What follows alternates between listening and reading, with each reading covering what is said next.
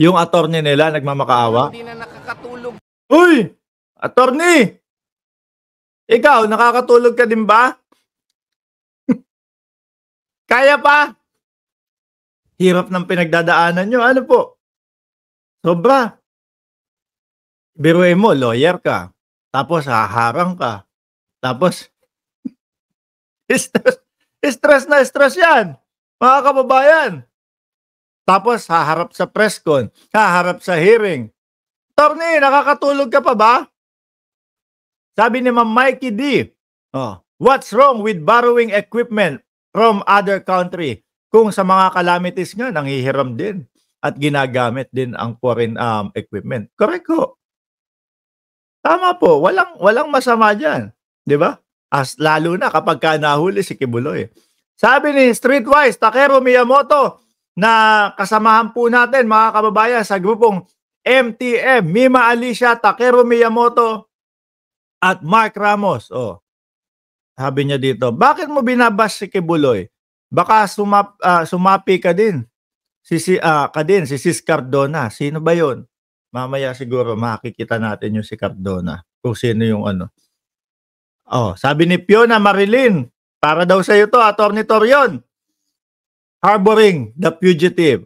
Pakinggan na ho natin si Attorney Torion. Ano? Mukhang wala na. Mukhang siguro, naku, Diyos ko, malapit na sila kay Kibuloy. Mahuhuli na si Bossing.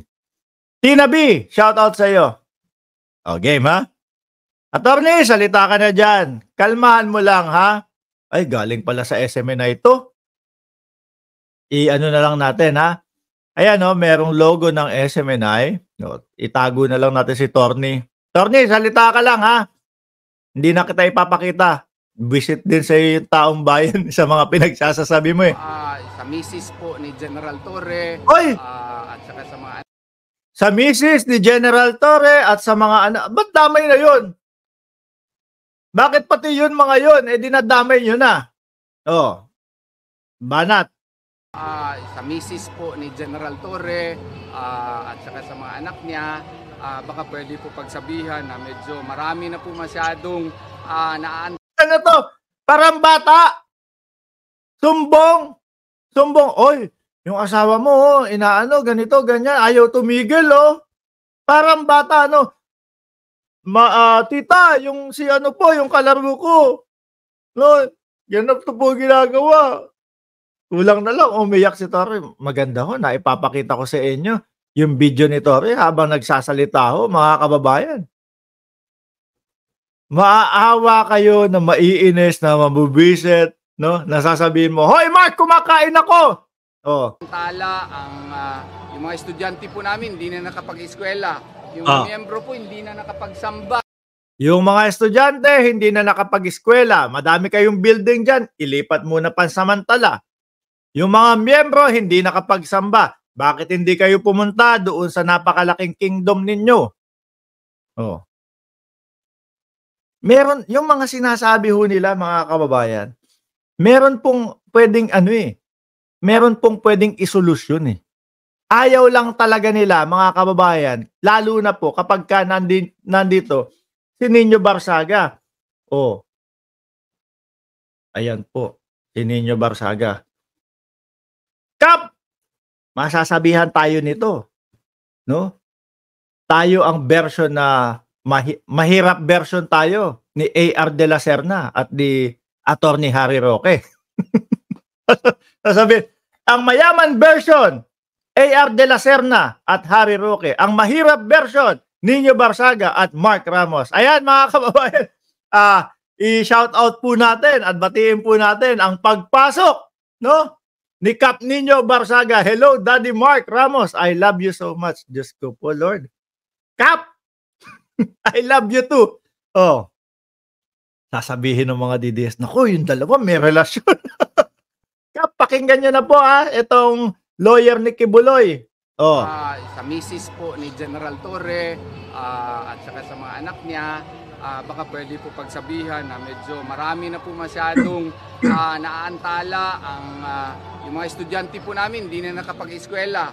Yung mga miyembro po hindi na nakapagsamba, no? Yung iba pong mga miyembro hindi na nakakatulog sa kanilang mga tulugan po dito.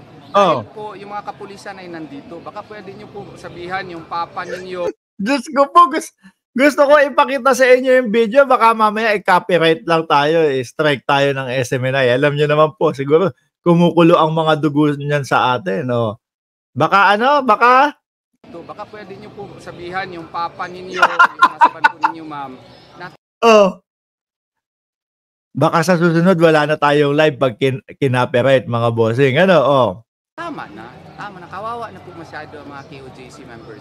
May kasabihan nga na hindi naman po allowed, consistent with free democracy, that in your quest to... paano? Ang korte ayaw pa hintuin ang kapulisan. Tuloy lang daw po yung pag-aresto kay Kibuloy. Paano yun?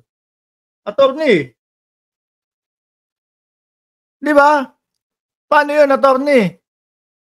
Tuloy lang ang kapulisan. Kahit magpatawag pa ng kung anong hearing dyan si Bato de la Rosa, mga kababayan, wala pong magagawa yan. No? Itutuloy at itutuloy po ang paghahagilap kay Apollo Kibuloy. Alam naman po ng mga kapulisan natin, alam po ng Senado, alam po ng Kongreso, alam po ng gobyerno ng Pilipinas na napakadami yung building dyan. Yung sinasabi nyong wala nang pag-aralan, pwedeng ilipat sa kabilang building. Yung magsamba, pwedeng ilipat sa kabilang building. Ayaw nyo lang talagang makipag-cooperate. Implement one law, you will cause the violation of other laws, especially if the law violated is the Constitution itself. Ma'am, sabi po kay Sir, medyo grabe na po ang paghihirap ng mga taga... Talo siguro ang misis ni General Torre tsaka yung mga anak. Sir, pasensya na po. Hindi namin gagawa yung panawagan mo eh. Kasi ang aming tatay, ang aking asawa, ginagampanan ang kanyang tungkulin sa bansang Pilipinas. Ang korte, inutusan ang aking asawa kasama yung 2,000 kapulisan na hulihin ang isang pugante. At kung marinig man, siguro kung marinig man o hindi, ng mga anak at asawa ni General Torre ito.